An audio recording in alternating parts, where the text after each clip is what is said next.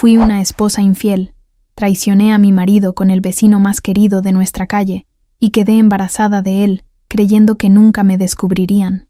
Pero la prueba de ADN lo reveló todo en una transmisión en vivo, y hoy soy la vergüenza de todo el barrio. Me llamo Alicia Montemayor, tengo 31 años y soy psicóloga infantil en un consultorio privado del centro de Mérida. Hoy, cuando alguien menciona mi nombre en el fraccionamiento Las Tunas, la conversación se detiene, las miradas se esquivan y algunas vecinas se persignan como si mencionar mi nombre pudiera contagiarles la vergüenza que yo cargo. Pero hubo un tiempo, no hace tanto, en que era la mujer que todas envidiaban en esta colonia, la esposa de Federico Anaya, el piloto comercial más querido de todo el fraccionamiento, la que tenía la casa más bonita de la calle Framboyanes, el matrimonio que todos ponían de ejemplo en las reuniones de la iglesia, y fui yo, con mis propias decisiones, quien lo destruyó todo frente a cientos de personas que me conocían desde niña. Si te gustan las historias de traición, karma y consecuencias reales, dale like al video, suscríbete al canal y activa la campanita para que no te pierdas ninguna historia. Ahora sí, déjame contarte cómo perdí al único hombre que realmente me amó, y cómo el pueblo entero fue testigo de mi caída. Todo comenzó 7 años atrás, cuando conocí a Federico en la boda de mi prima Renata, en un salón de Mérida que olía a flor de mayo y a cera de piso recién trapeado. Yo tenía 24 años y acababa de titularme. Él tenía 28. Y ya volaba rutas nacionales para una aerolínea importante, con ese uniforme azul marino que lo hacía ver como sacado de una película antigua, de esas donde los hombres todavía se ponían de pie cuando una mujer se acercaba a la mesa. Bailamos una cumbia esa noche, y recuerdo que me hizo reír tanto que se me corrió el rímel. Federico tenía esa risa fácil, esa manera de escuchar con toda su atención puesta en ti, como si en ese momento no existiera nada más importante en el mundo que lo que estabas diciendo. Nos casamos 2 años después, en una boda pequeña pero preciosa, en el patio de la casa de mis padres, con luces de papel picado colgando entre los almendros. Compramos la casa en Las Tunas poco después, ayudados por los ahorros de Federico de tantos años volando, y nos mudamos a esa colonia que parecía sacada de otra época. Una donde las señoras se prestaban azúcar sin pedirla de vuelta, donde los niños jugaban fútbol en la calle hasta que se metía el sol, donde todos, absolutamente todos, se conocían por su nombre, su apellido y hasta el nombre de su perro. Federico era, y sigo sin poder negarlo aunque me duela reconocerlo, un hombre extraordinario. Nunca llegó tarde a una cena familiar sin avisar, nunca levantó la voz, ni siquiera cuando yo se la levantaba a él en nuestras peores discusiones.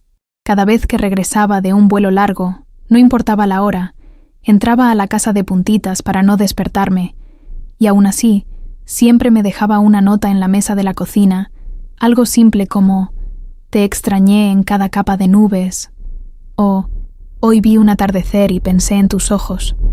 Guardo esas notas todavía, en una caja de zapatos que ya no me atrevo a abrir.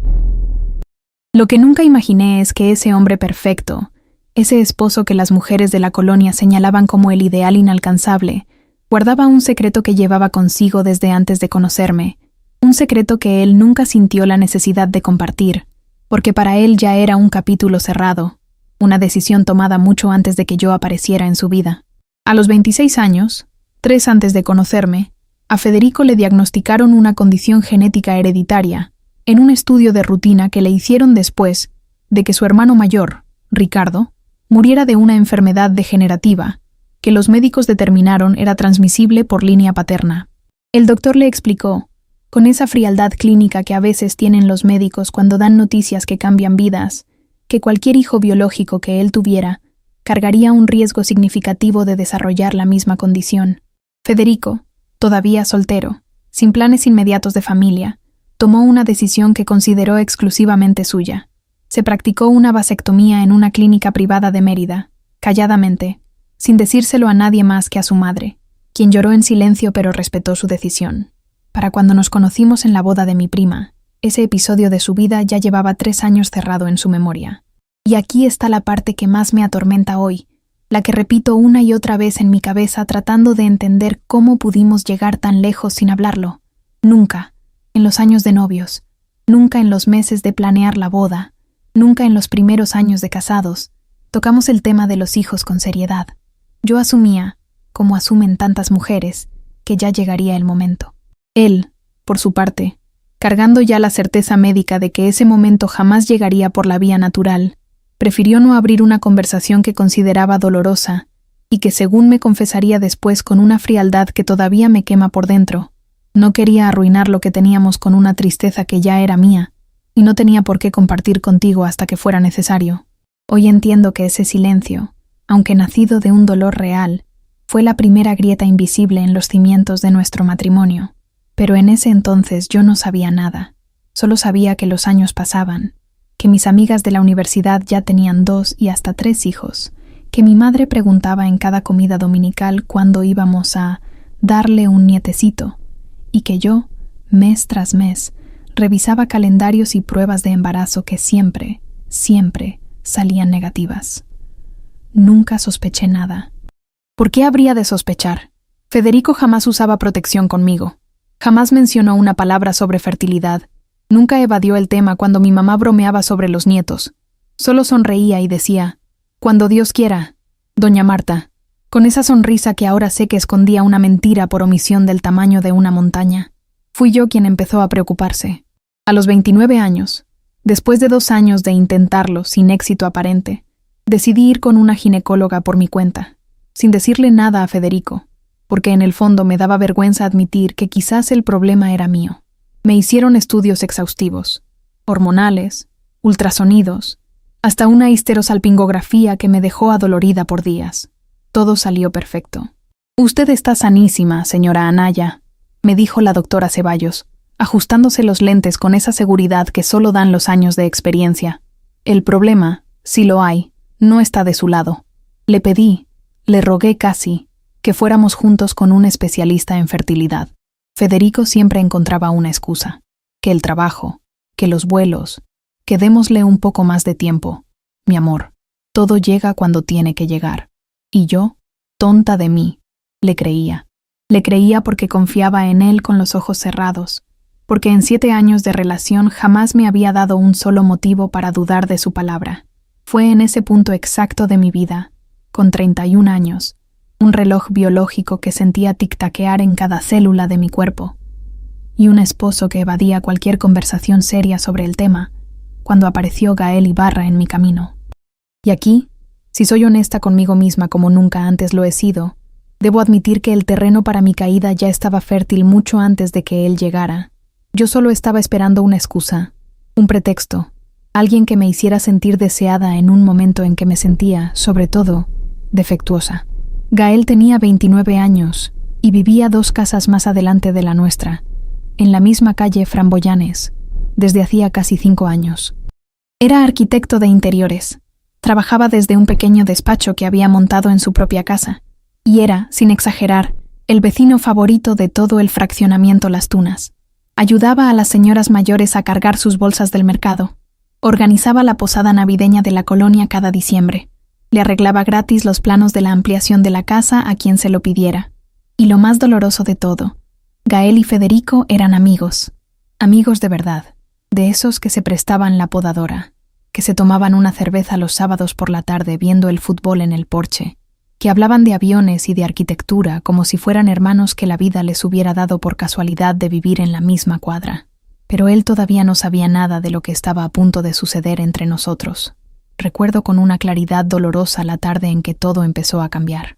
Era un martes de septiembre, el cielo de Mérida cargado de esas nubes grises que anuncian la lluvia de la tarde sin terminar de decidirse, el aire pesado con ese olor a tierra mojada que se siente antes de que caiga la primera gota.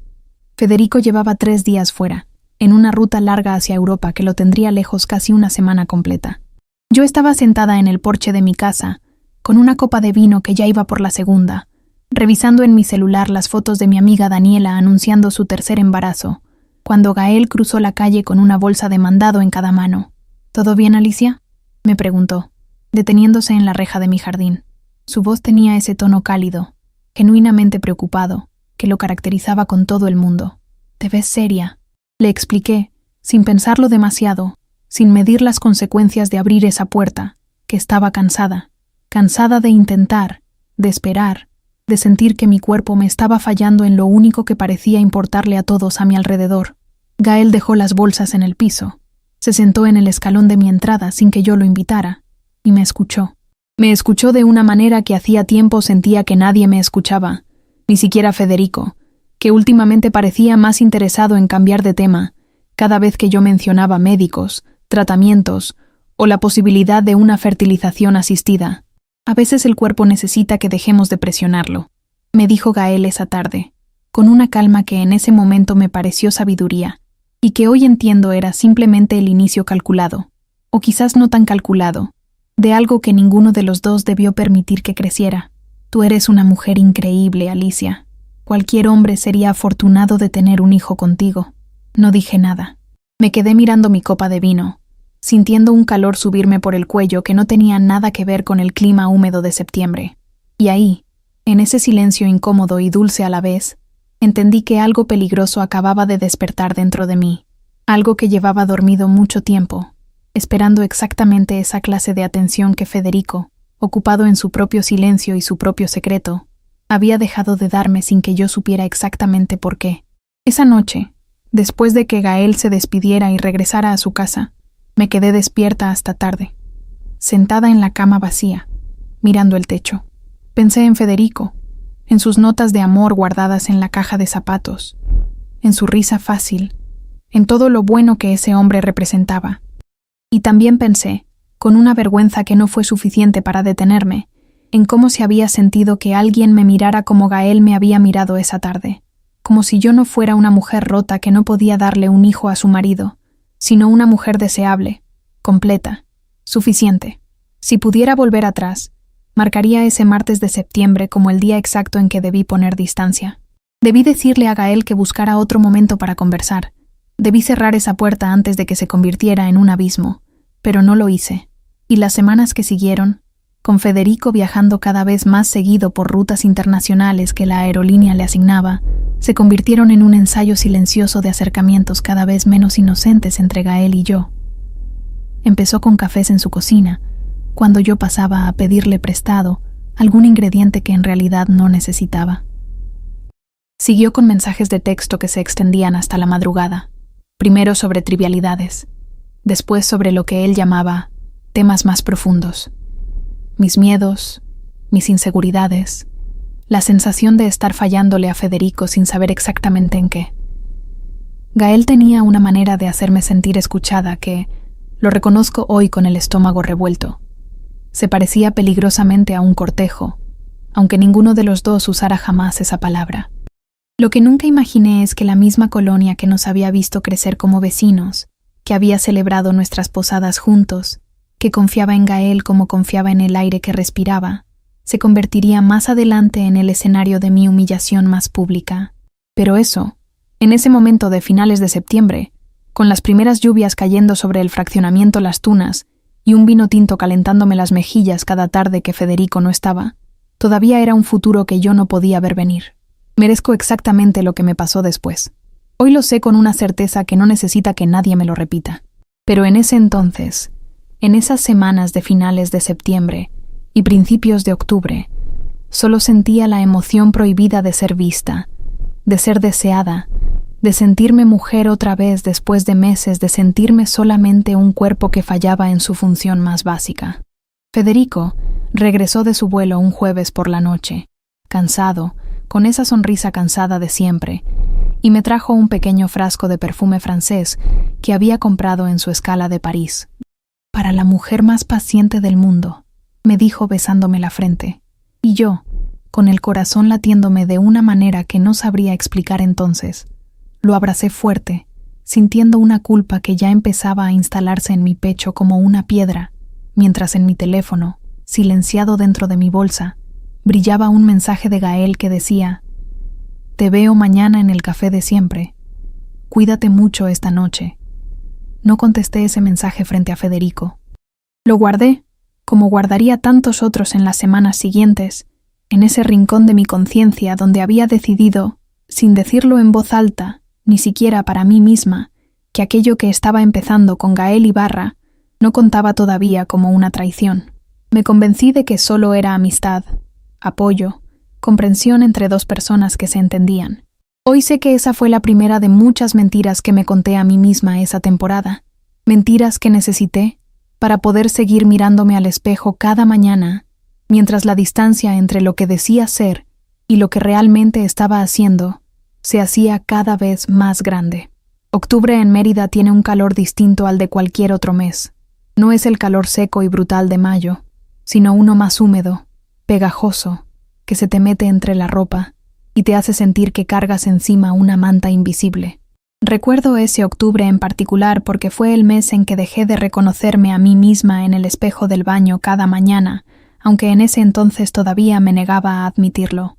El café donde Gael y yo empezamos a vernos de casualidad quedaba a 15 minutos caminando del fraccionamiento Las Tunas, en una placita con árboles de flamboyán que en esa época del año todavía conservaban algo de su color anaranjado, aunque las lluvias ya empezaban a deshojarlos. Se llamaba Café Extabay, un nombre que ahora, mirando atrás, me parece una broma cruel del destino, porque la Extabay es esa leyenda yucateca de la mujer hermosa que seduce a los hombres para llevarlos a su perdición. Yo, sin saberlo entonces, estaba siendo la Extabay de mi propio matrimonio, seduciéndome a mí misma hacia mi propia destrucción. Los primeros encuentros fueron, lo reconozco, inocentes en apariencia. Un café, una conversación sobre libros, sobre arquitectura, sobre la infancia de Gael en Campeche antes de que su familia se mudara a Mérida. Pero cada encuentro tenía un ingrediente que los volvía distintos de una simple amistad, la manera en que él me miraba cuando yo hablaba, sosteniendo el contacto visual un segundo más de lo necesario, un segundo que se sentía como una eternidad cargada de electricidad, la manera en que sus dedos rozaban los míos, sin querer, al pasarme el azúcar, la manera en que, al despedirnos, el abrazo se alargaba unos segundos más de lo que un abrazo entre vecinos debería durar. Federico, mientras tanto, seguía siendo el mismo hombre atento de siempre, aunque yo empezaba a notar, o quizás inventaba notar para justificarme, ciertos silencios nuevos en él. Una noche de mediados de octubre, cenando en la mesa de la cocina un pozole que yo había preparado siguiendo la receta de mi abuela, con el vapor subiendo entre nosotros y el ventilador de techo girando lento porque la luz se había ido esa tarde y el generador solo alcanzaba para lo esencial, le pregunté directamente: «Federico, ¿tú de verdad quieres tener hijos conmigo?» Él bajó la cuchara despacio, con ese gesto suyo de pensar antes de hablar que tanto había admirado en los primeros años de mi nuestra relación y que ahora, en cambio, me generaba una desconfianza sorda que no sabía nombrar. «Claro que sí, Alicia. ¿Por qué preguntas eso? Porque llevamos años intentándolo y tú nunca quieres ir con un especialista conmigo. Siempre hay una excusa». Vi algo cruzar por su rostro esa noche, algo rápido como un relámpago de tormenta de verano, que en ese momento interpreté como cansancio del trabajo, pero que hoy, con la distancia dolorosa de todo lo que pasó después, entiendo que era el peso de un secreto que llevaba guardado 9 años y que en ese instante estuvo, quizás, a punto de confesar. «Vamos a ir», me dijo finalmente, tomando mi mano sobre la mesa. «Te lo prometo.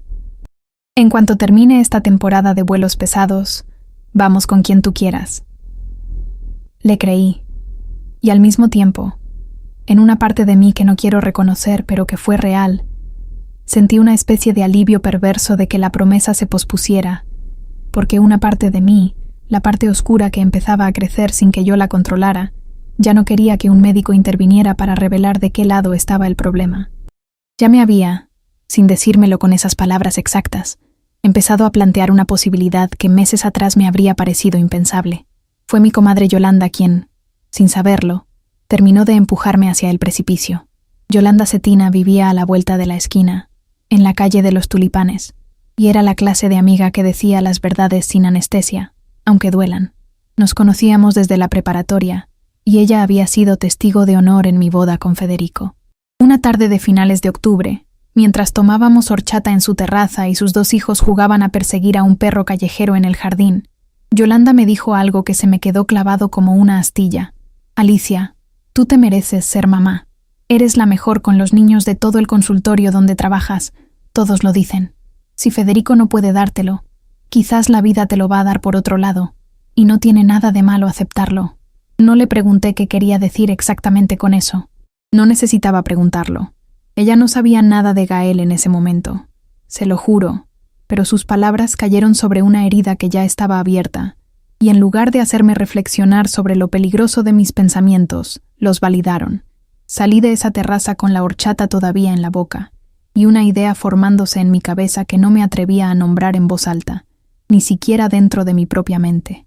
Lo que vino después fue exactamente lo que cualquier persona con un mínimo de sentido común habría podido predecir, y sin embargo, en el momento, se sintió como algo inevitable, como una fuerza de la naturaleza contra la que yo no tenía ningún poder de decisión. Fue un miércoles de principios de noviembre. Federico había salido esa mañana hacia un vuelo que lo llevaría a Madrid, y que lo tendría fuera 4 días completos. La casa se sentía enorme y silenciosa sin él, con ese vacío particular que dejan las personas que ocupan mucho espacio emocional, aunque no estén presentes físicamente. Gael tocó mi puerta esa tarde con el pretexto de devolverme un libro que yo le había prestado semanas atrás, una novela de Laura Esquivel que hablaba, con una ironía que entonces no supe apreciar, de amores prohibidos y consecuencias. Llovía fuerte esa tarde, una de esas lluvias de noviembre que en Mérida caen de golpe y sin aviso, y Gael llegó empapado, con la camisa pegada al cuerpo y el cabello escurriendo agua sobre su frente.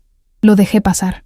Le ofrecí una toalla, una taza de café caliente, y nos sentamos en la sala mientras afuera los truenos hacían vibrar los vidrios de las ventanas.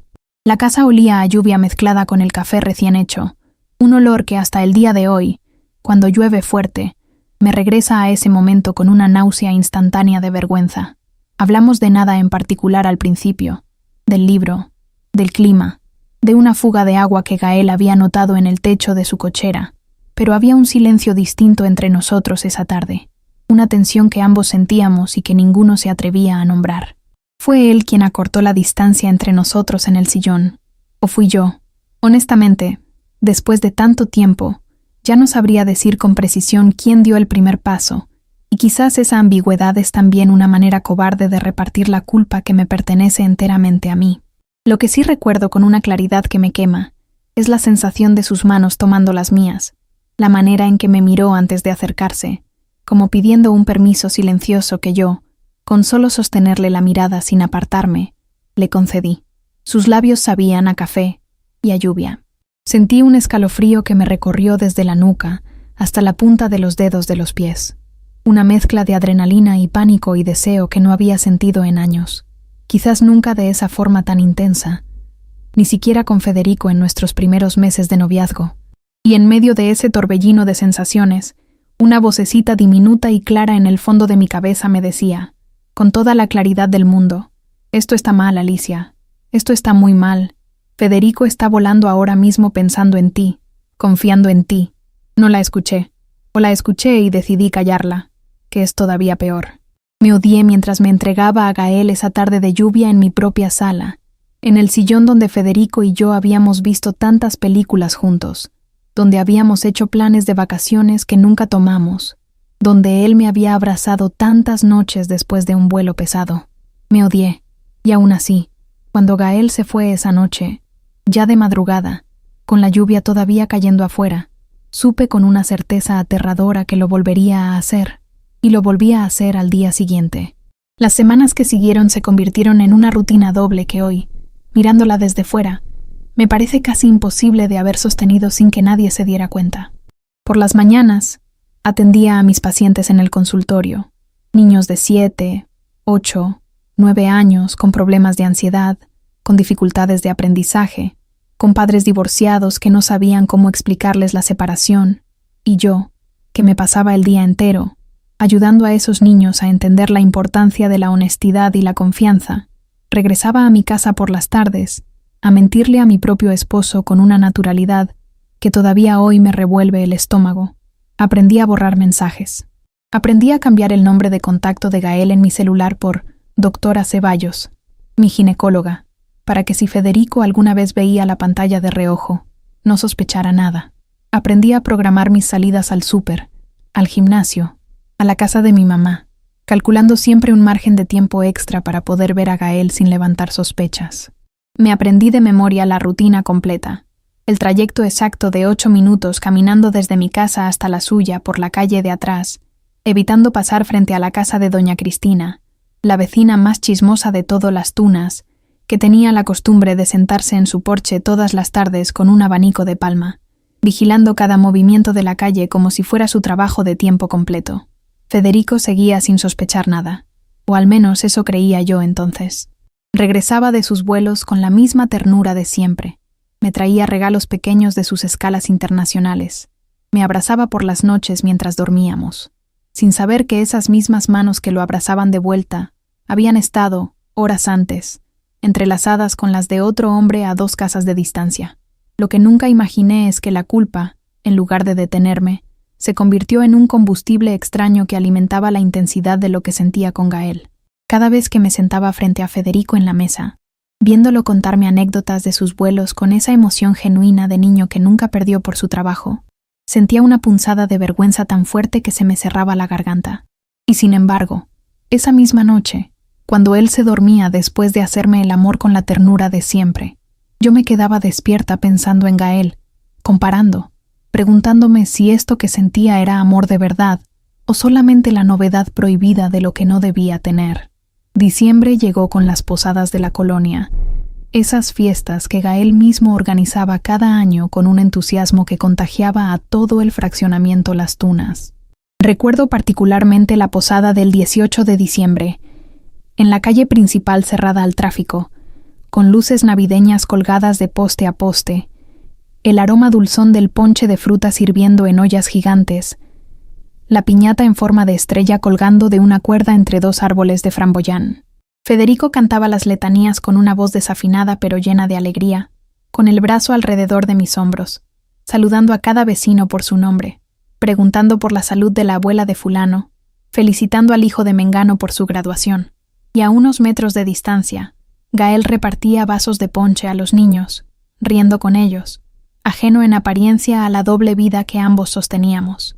Fue esa noche, viendo a Federico tan feliz, tan genuinamente enamorado de la vida que habíamos construido juntos, cuando sentí por primera vez un peso real de arrepentimiento. No fue suficiente para detenerme, pero sí fue suficiente para que, de camino a casa esa noche, con el estómago lleno de tamales y el corazón lleno de una confusión que no sabía cómo resolver, le dijera a Federico algo que hoy me parece la ironía más cruel de toda esta historia. Eres el mejor hombre que conozco, Fede. No sé qué haría sin ti. Él me besó la frente esa noche, ahí parados frente a nuestra reja, con el sonido lejano de los cohetes de la posada todavía tronando en el cielo. Y yo sin ti, mi amor. Este año que entra va a ser nuestro año. Te lo prometo. Vamos a resolver lo de los bebés, cueste lo que cueste. No sé si fue la culpa, la determinación, o simplemente el deseo genuino de ser madre, lo que me llevó a lo que hice después. Probablemente fue una mezcla enfermiza de las 3 cosas. A principios de enero, después de las fiestas, decidí, sin consultarlo con nadie, sin siquiera dejarme pensarlo demasiado por miedo a arrepentirme, que dejaría de cuidarme con Gael.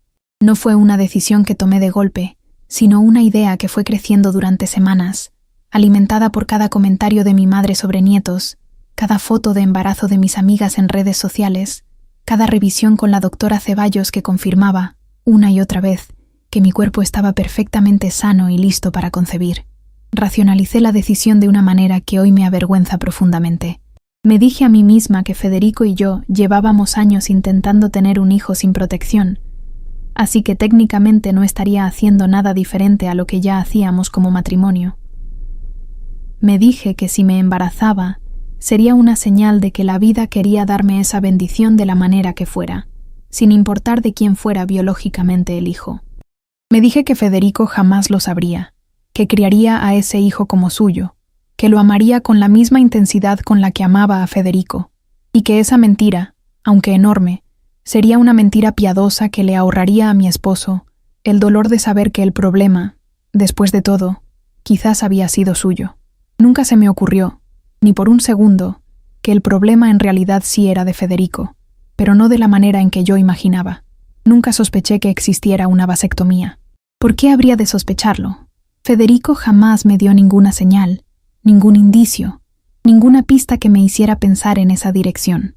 Simplemente asumí, con la arrogancia de quien cree entender completamente a su pareja, que el problema era mío, o que simplemente no había química reproductiva entre nosotros, como llegué a explicárselo a Yolanda una tarde con una vergüenza que hoy reconozco como profundamente equivocada. Le propuse a Gael, una noche de finales de enero, mientras estábamos recostados en su cama después de otro encuentro clandestino, que dejáramos de cuidarnos. Él se quedó en silencio un momento largo, mirando el techo de su habitación, y luego me preguntó, con una seriedad que no le conocía: Alicia, ¿tú de verdad quieres tener un hijo conmigo? ¿O quieres tener un hijo? Punto. Y yo solo soy el medio más disponible. La pregunta me dolió, porque tocaba una verdad que yo no quería mirar de frente. Te quiero a ti, Gael, le dije. O quizás no le mentí del todo, porque en ese momento, en medio de la confusión de mis sentimientos, yo misma no sabía distinguir entre el deseo de ser madre y el deseo de estar con él. Pero también quiero ser mamá, y contigo siento que sí puedo serlo. Gael aceptó, casi sin resistencia, con esa misma facilidad con la que había aceptado cruzar todas las demás líneas desde septiembre. Y aquí debo admitir algo que me cuesta mucho reconocer. En ningún momento, ni él ni yo, nos preguntamos en voz alta qué pasaría después, cómo íbamos a manejar la situación una vez que yo estuviera embarazada de un hombre casado con su amigo de toda la vida. Los dos, en nuestra ceguera egoísta, decidimos no pensar en el futuro. Vivíamos completamente instalados en el presente inmediato, en la intensidad de lo prohibido, sin dimensionar el tamaño de la explosión que estábamos preparando, sin saber que dentro de esa explosión venía guardada una verdad médica que ninguno de los dos conocía, y que terminaría por destruirnos a los tres. El embarazo llegó rápido, mucho más rápido de lo que había tardado en los años que intenté con Federico. Para mediados de febrero, después de una falta que al principio atribuí al estrés del trabajo, compré una prueba de embarazo en la farmacia del centro comercial, lejos de mi colonia, para que nadie me viera. La hice en el baño de un Sanborns, encerrada en un cubículo, con las manos temblando tanto que casi se me cae el frasquito de plástico al piso. 2 líneas rosas. 2 líneas que cambiarían para siempre el curso de mi vida, aunque en ese momento, sentada en ese baño público con el corazón latiéndome como un tambor, solo sentí una alegría desbordante que no dejaba espacio para ninguna otra emoción. Lloré de felicidad ahí sentada, sola, en un baño de centro comercial, sosteniendo la prueba de embarazo más importante y más peligrosa de toda mi vida. Por fin, después de años de espera, de citas médicas, de presión familiar, de sentirme defectuosa e incompleta, iba a ser mamá. No pensé, en ese instante de euforia pura, en Federico. No pensé en Gael más allá de la excitación de contarle la noticia. No pensé en las consecuencias, en las preguntas que vendrían después, en la aritmética simple de fechas que cualquier persona con sentido común eventualmente haría. Solo pensé en que, finalmente, después de tanto sufrimiento, había logrado lo que tanto anhelaba. Salí de ese Sanborns con la prueba guardada en mi bolsa, envuelta en varias servilletas de papel para que nadie la viera, y manejé de regreso a casa con una sonrisa que no podía borrar de mi cara, sin saber que estaba a punto de entrar en la etapa más autodestructiva de toda esta historia, la etapa donde, en lugar de guardar silencio, decidí que este era un momento tan feliz que merecía ser compartido con todo el mundo que amaba, con toda mi familia, con todas mis amigas, con toda la colonia que me había visto crecer, casarme, y ahora, según yo pensaba, convertirme por fin en madre. Nunca imaginé que esa misma decisión de compartir mi alegría con el mundo entero sería exactamente lo que, meses después, expondría mi traición frente a cientos de personas, en el escenario más público y más humillante que pude haber elegido. Le di la noticia a Federico un domingo por la mañana, en la cocina de nuestra casa, mientras él preparaba café, y yo fingía revisar mi celular sentada en la mesa, con las manos temblando tanto que tuve que sostener la taza con las dos, para que no se notara. Había practicado esas palabras durante días frente al espejo del baño, buscando el tono exacto de sorpresa genuina, de alegría incontrolable, de una mujer que después de años de espera, finalmente recibía la noticia que tanto había anhelado. «Fede», le dije, con la voz quebrándose de una manera que no tuve que fingir, porque una parte real de mí sí estaba desbordada de emoción por la idea de ser madre. «Estoy embarazada». El silencio que siguió duró, según mi memoria, apenas 3 o 4 segundos. Pero en esos segundos vi algo cruzar por el rostro de Federico, que en su momento no supe interpretar del todo. No fue la explosión de alegría que yo esperaba, sino una especie de palidez repentina, un parpadeo lento, como si su cerebro estuviera procesando una ecuación imposible de resolver. Hoy, con todo lo que sé, entiendo exactamente lo que estaba pasando por su cabeza en ese instante. La certeza absoluta, instantánea y devastadora, de que ese hijo no podía ser suyo. Pero Federico, para mi sorpresa entonces, y para mi horror ahora, no dijo nada de lo que sabía.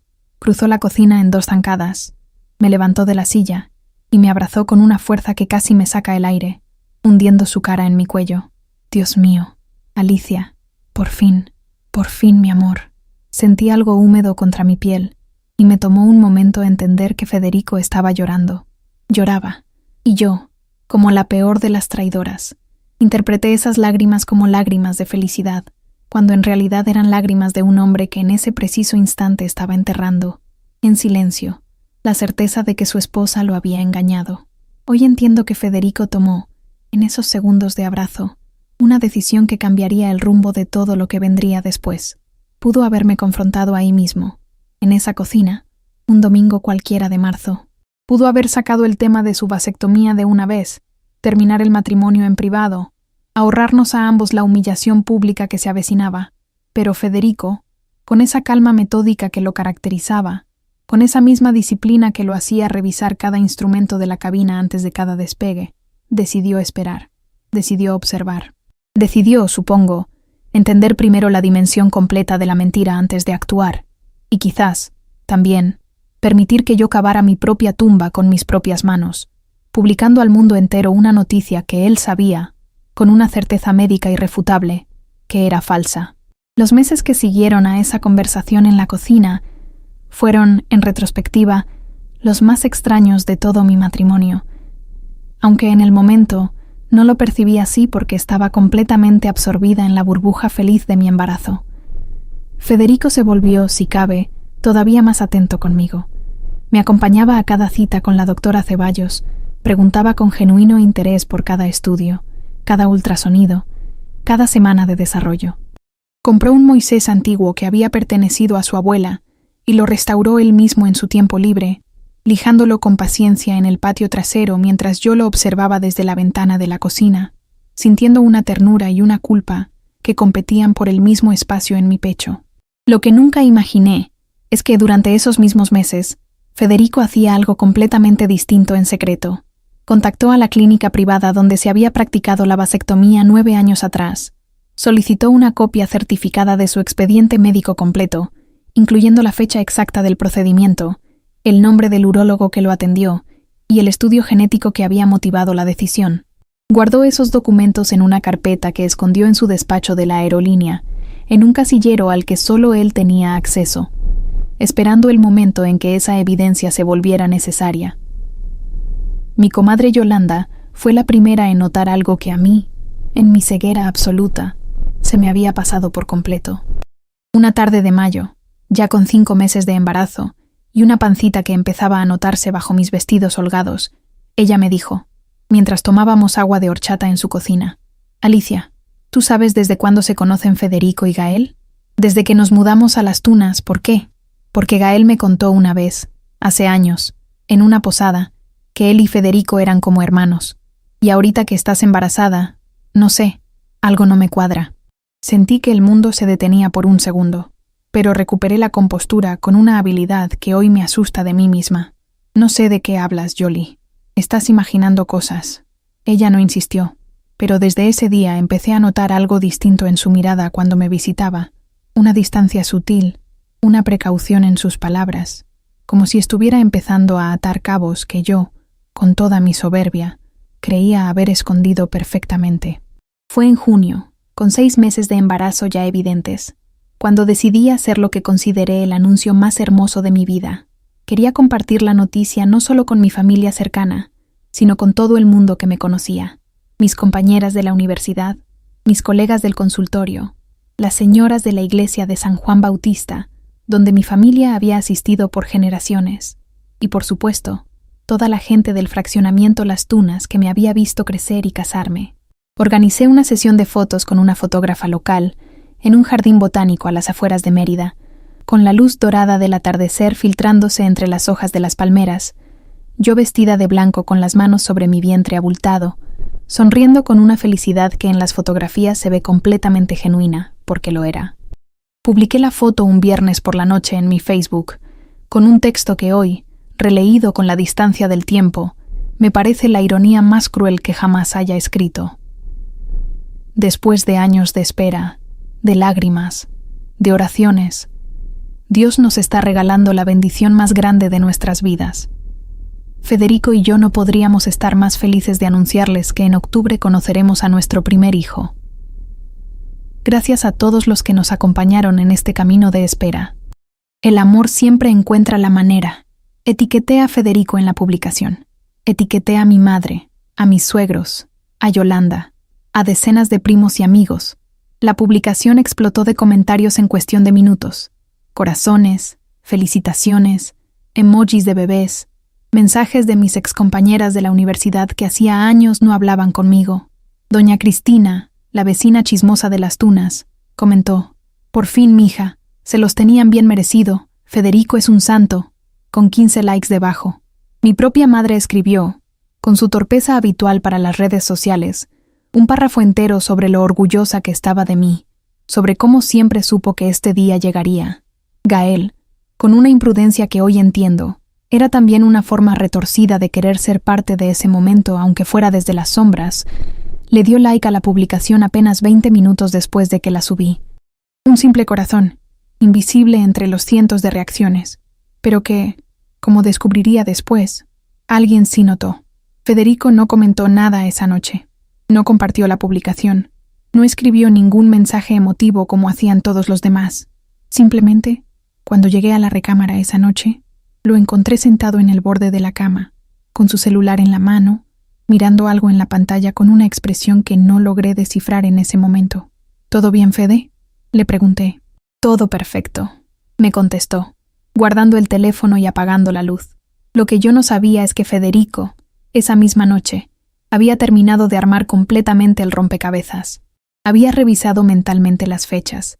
Había confirmado con un cálculo simple que la concepción coincidía exactamente con las semanas en que él había estado en distintos vuelos internacionales, y había visto, en la lista de me gusta de mi publicación, el nombre de Gael Ibarra marcado con un corazón que, para cualquier otra persona, habría pasado completamente desapercibido, pero que para un hombre que ya sospechaba, confirmaba todo lo que necesitaba saber.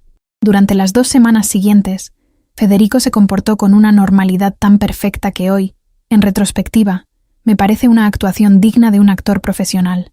Siguió acompañándome a mis citas médicas. Siguió lijando el Moisés de su abuela. Siguió sonriendo en las cenas familiares. Pero por dentro, como confesaría meses después en la única conversación honesta que tuvimos tras la explosión de todo, estaba terminando de reunir cada pieza de evidencia que necesitaría. Solicitó una copia adicional certificada de su expediente médico, con sello oficial de la clínica. Contactó discretamente a un abogado familiar, recomendado por un compañero piloto, y esperó el momento exacto en que la mentira alcanzara su punto más público, más visible, más imposible de negar. Ese momento llegó el segundo sábado de julio, en la fiesta que mi familia organizó para revelar el sexo del bebé. Fue en el salón de eventos del club social donde mis padres eran socios desde hacía 20 años, con más de 80 invitados, familiares, amigos de toda la vida, compañeras de trabajo, vecinos del fraccionamiento Las Tunas, incluido Gael, quien asistió como el vecino de siempre, sentado en una mesa junto a otras parejas de la colonia, sonriendo con una tranquilidad que hoy me parece casi inhumana, considerando lo que sabía que estaba a punto de suceder. Habíamos decidido, Federico y yo, o mejor dicho, yo había decidido y Federico había aceptado con una docilidad que ahora entiendo era pura estrategia, transmitir el momento de la revelación en vivo por Facebook, para que los familiares que no pudieron viajar desde otras ciudades pudieran presenciarlo también. Mi prima Renata sostenía el celular, enfocando el centro del salón, donde habíamos colocado una caja gigante, decorada con globos plateados, lista para abrirse y liberar globos azules o rosas según el sexo del bebé. El maestro de ceremonias, un amigo de la familia que se dedicaba a organizar este tipo de eventos, pidió silencio y me llamó al centro junto con Federico. Yo estaba radiante, 7 meses de embarazo, vestida de un dorado suave que la fotógrafa había sugerido para las fotos, sosteniendo la mano de Federico frente a toda esa gente que amaba, sin sospechar que estaba a segundos de vivir la humillación más grande de toda mi existencia. «Antes de abrir la caja», dijo Federico, soltando mi mano y tomando el micrófono de las manos del maestro de ceremonias, con una calma que en ese momento interpreté como simple emoción paterna. «Quiero decir unas palabras». El salón se llenó de un murmullo cálido, de ahs enternecidos, de celulares levantándose para grabar ese momento que todos asumían sería un discurso romántico. Yo misma sonreí, esperando algo bonito, algo que se volviera viral por lo tierno. «Llevamos 7 años casados», empezó Federico, con la voz firme pero con algo debajo, algo que empezaba a sonar distinto, más frío de lo que su tono habitual permitía. «Y en todo ese tiempo, nunca les conté algo sobre mí, algo que decidí guardar en privado porque pensé que era solo mío, que no le hacía daño a nadie». Sentí un vacío extraño en el estómago, un instinto animal de peligro que no supe nombrar todavía, pero que me hizo apretar la mano vacía donde antes había estado la de Federico.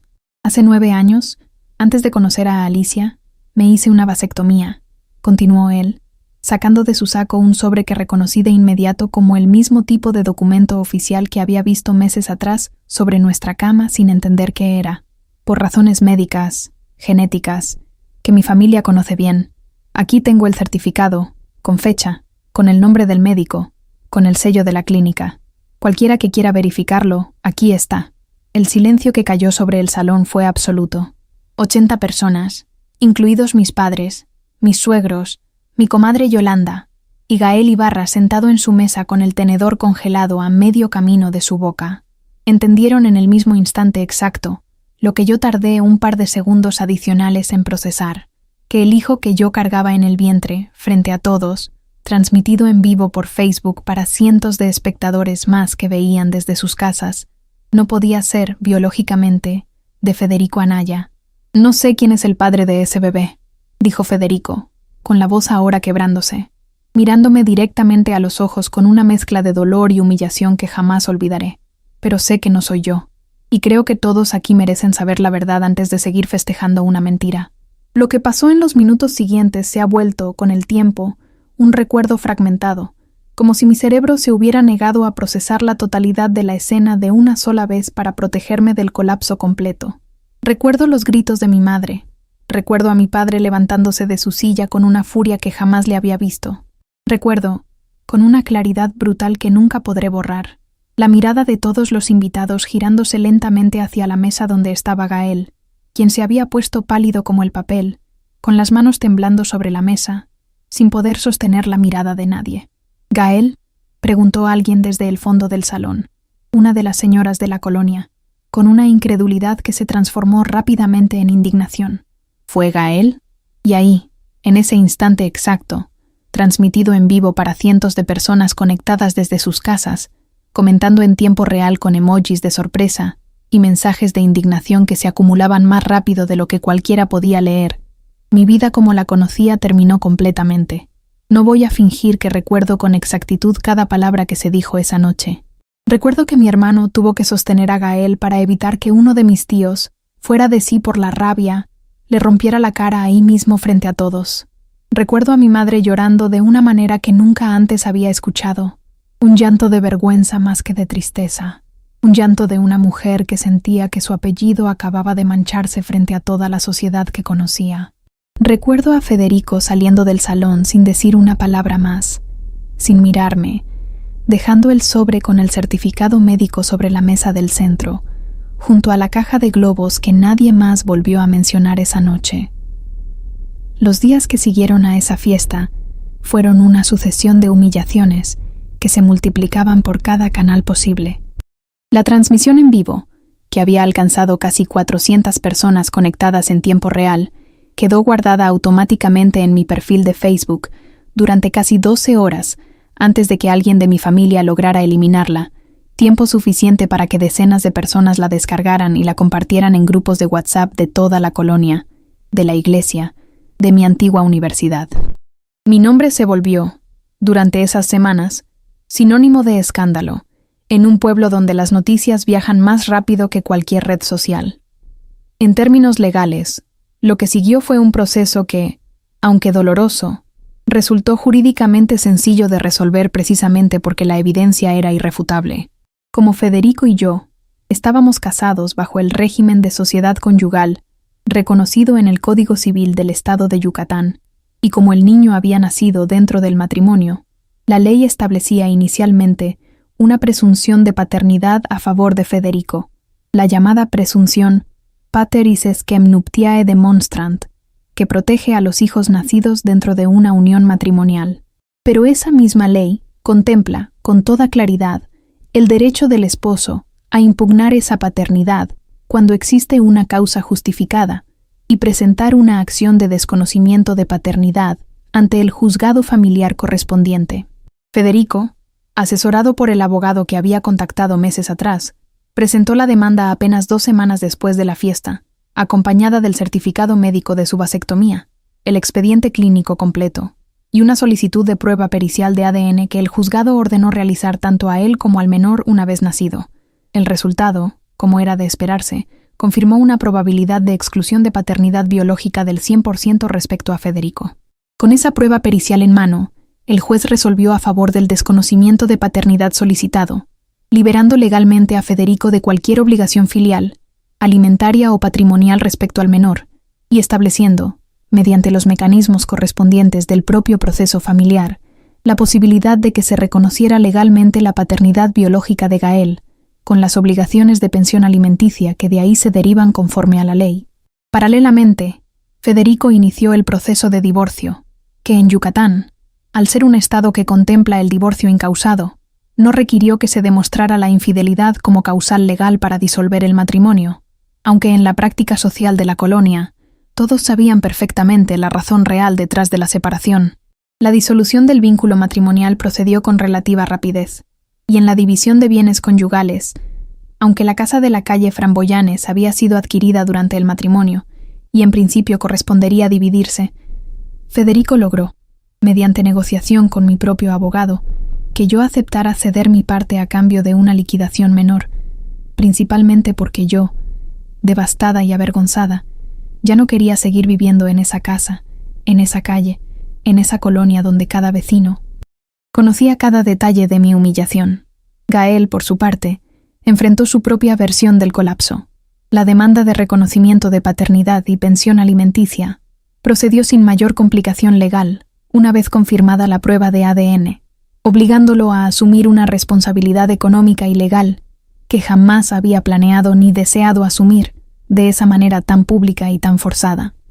Pero el castigo más profundo para él no vino de ningún juzgado, sino del propio fraccionamiento Las Tunas, esa misma colonia que lo había querido como a uno de los suyos durante tantos años. Las mismas señoras que antes le pedían ayuda para cargar sus bolsas del mercado, ahora cruzaban la calle para no encontrárselo de frente. Los mismos niños que jugaban con él en las posadas, ahora eran jalados por sus madres hacia el interior de las casas cuando lo veían acercarse. Alguien, nunca supimos exactamente quién, organizó un grupo de WhatsApp de vecinos, donde circulaban mensajes furiosos, screenshots de la transmisión en vivo, y llamados a no dejar que ese tipo siga poniendo el pie en esta colonia con la frente en alto. Recibió mensajes directos de al menos una decena de vecinos, algunos firmados con nombre y apellido, otros anónimos, todos con la misma esencia. Le habían quitado la confianza que le habían dado durante años, y jamás se la devolverían. Te creíamos un hermano para Federico, y resultaste ser lo peor que le pudo pasar a esta colonia, le escribió, según me contó después mi propia comadre Yolanda, uno de los vecinos más respetados de la calle de los Tulipanes. A mí me llegaron mensajes similares, quizás todavía más duros, de primas, tías, excompañeras de la universidad y hasta de pacientes cuyos padres decidieron cambiarlas a otro consultorio en cuanto se enteraron del escándalo.